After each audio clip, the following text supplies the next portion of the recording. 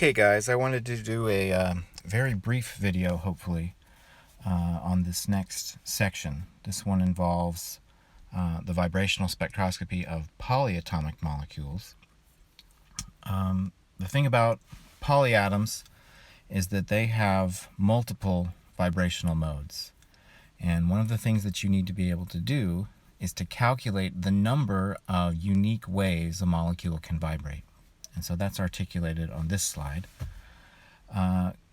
Consider a molecule that has n atoms, and such a molecule will have a total of 3n degrees of freedom. And that's going to include translations, rotations, and vibrations.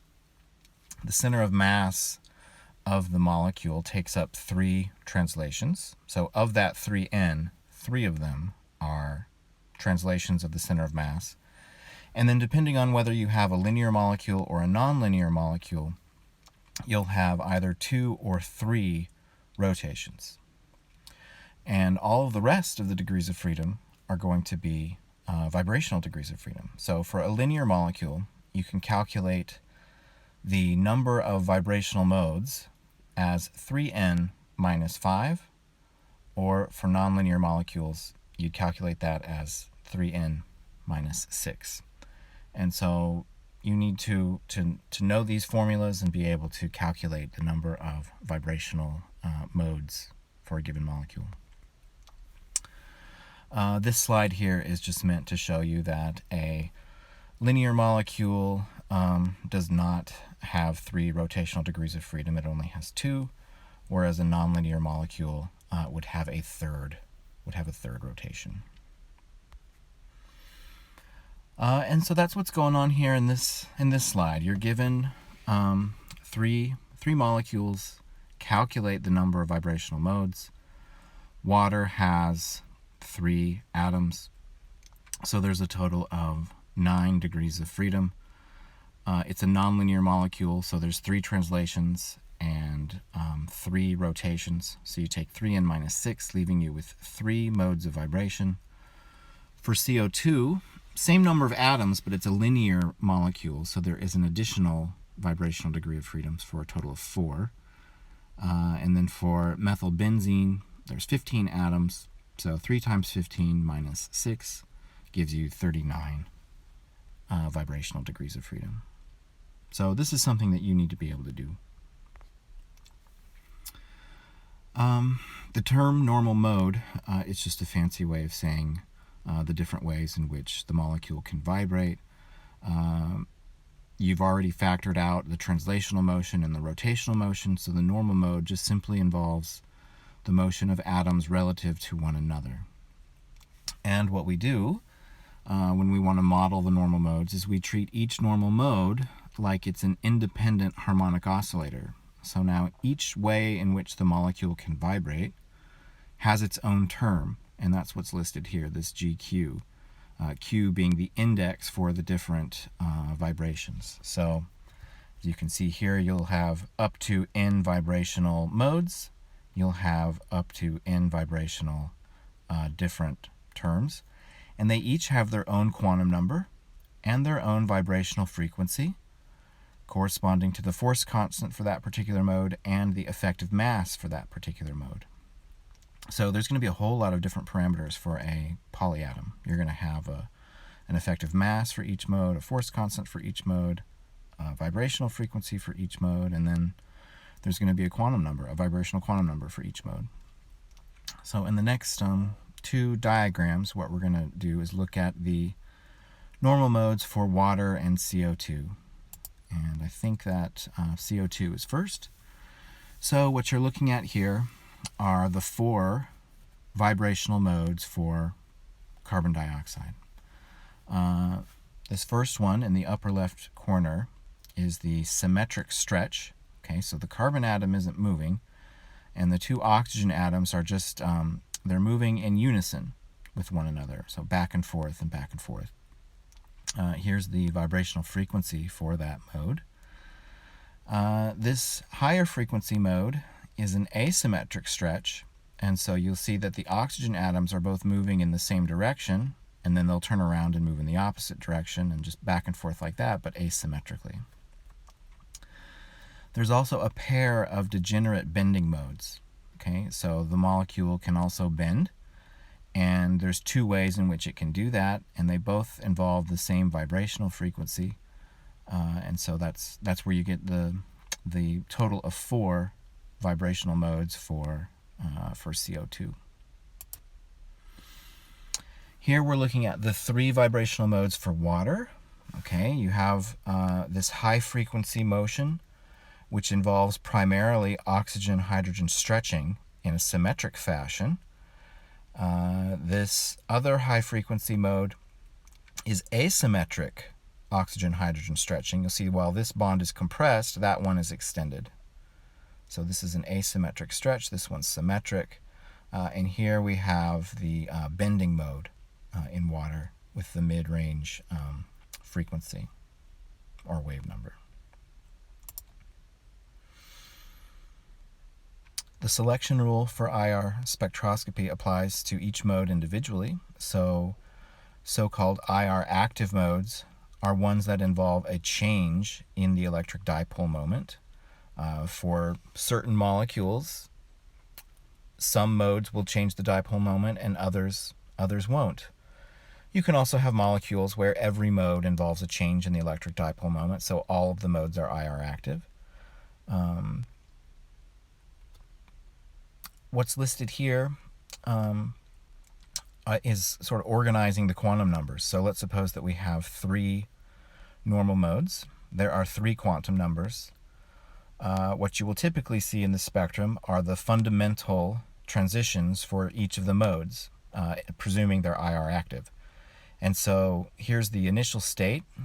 The molecules are in the ground vibrational state for every mode. And then this is the fundamental involving transition of the first vibrational mode from its ground state to its first excited state. You'll notice that the other 2 modes aren't excited. There'll be a separate transition where the second mode is excited and the first and third mode are not, and so on. So there'll be a third column here where the last vibrational mode is excited. There's usually anharmonicity present in molecules, polyatoms, and so you can also have overtones that are possible. Here I'm showing the overtone for the first vibrational mode, where that's being excited from the ground state to the second excited state. You could also have a promotion from the ground state to the third excited state. And then you could have overtones for the other vibrational modes as well. And then a third possibility that occurs in polyatom vibrational spectroscopy involves combination bands. And that is where you simultaneously excite 2 vibrational modes. So in this transition here, you're taking the first 2 vibrational modes and you're promoting both of them to the first excited state simultaneously. Here's an example where you're exciting the first and third mode to their first excited states at the same time. Those are called combination bands. If you were to do a high-resolution IR spectrum of a small molecule where you could see the rotational fine structure, it would be very complex. Each of these vibrational modes, for each of their possible quantum numbers, there would be a separate set of rotational states. And so we're talking a huge number of states that are possible. However, in the condensed phase, you typically don't see any of that rotational fine structure at all. It's all obscured. All of the lines bleed together, and you pretty much just see a peak for the fundamental. One of the applications of infrared spectroscopy that you know pretty well from organic chemistry is that certain functional groups, for example, the carbonyl, amine groups, other groups as well, they often have very characteristic absorption frequencies in IR spectrum. And so you can use IR as a way of confirming the presence of a particular functional group. And so IR is often used as an analytical tool of some sense, confirming that you have made what you thought you were going to make. In this In this question, we're being asked to identify which of these molecules would have infrared activity, and the short answer is all of them. Okay, so these three molecules here, nitrous oxide, I'm not even sure what to call that guy, and water, they all have a permanent dipole moment, and during the course of the vibrations, that dipole moment is going to change, and so each of these are going to show IR activity. Even ethylene here, which is nonpolar and doesn't have a permanent dipole moment, there are vibrational modes which reduce the symmetry of the molecule, and those will show up in the infrared spectrum.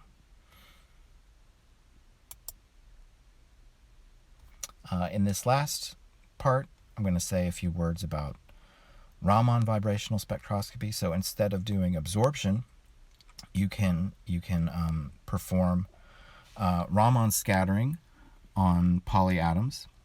And here's an interesting rule associated with Raman spectroscopy. So suppose that you've got a molecule that has an inversion center. Okay, so it has that type of symmetry. There's an exclusion rule in place for that, which states that the modes in the molecule that are IR active are going to be Raman inactive. Likewise, the modes that are Raman active will be IR inactive. And so in this sense, IR and Raman spectroscopy complement one another. You can use IR to study one set of modes and Raman to study the other set of modes. Raman spectroscopy also has, when the light comes scattering off of the molecules, the light can be polarized, or it can be unpolarized. It just depends on the molecule and the symmetry of the molecule. So what you can do is, when you're detecting the scattered light coming from your sample, you can use polarization filters and look at the light that's scattered that has a polarization that's perpendicular to the incident radiation, or the light that has parallel polarization relative to the incident radiation. And by comparing at a given frequency the ratio of the two, you calculate this so-called depolarization ratio. And what can be shown from theory is that if you have a symmetric vibration, you'll find that the depolarization ratio is going to be less than 0.75. If the calculated depolarization ratio is greater than 0.75, that means that the vibrational mode is asymmetric. So by looking at the different polarized light, the scattered light coming from the sample, you can say, you can comment on the symmetry of the vibrations.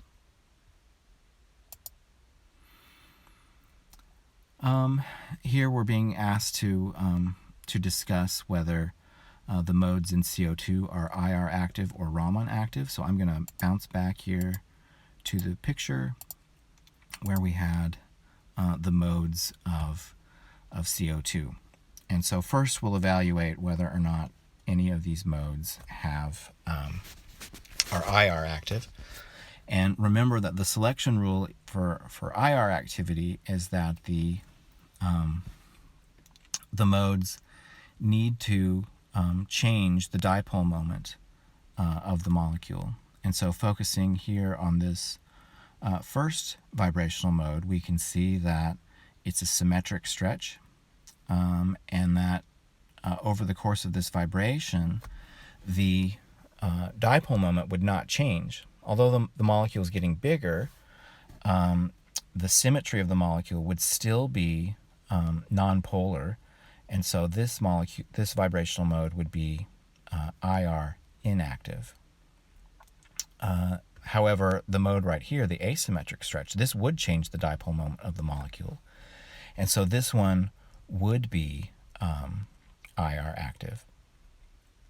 Likewise, these two modes here, these bending modes, they are going to take the molecule from this nonpolar structure to a polar one. And so both of these modes, these degenerate modes, would be IR active.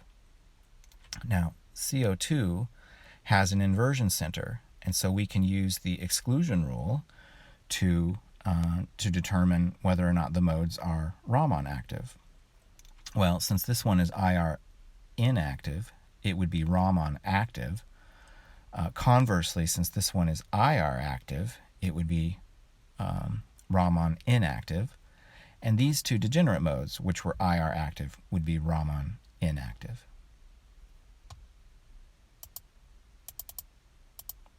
And I don't think I actually have anything more than that. There is a figure here, which I probably should have shown you previously. Here's your molecule. This is the polarization, meaning it's the orientation of the electric field as it passes through the sample. Here you see it's vertical. And then the light that comes scattering off of it, the light could either be, well, it could have any polarization with respect to the incident frequency, or with respect to the incident light. And so here we're just showing two of them. We're showing the perpendicular component of the scattered light and the this would be the parallel component of the scattered light, and this would be the perpendicular component. And so you can use polarization filters to measure the intensity of these two polarizations to calculate that depolarization ratio. Anyway, I'm going to stop this one right there.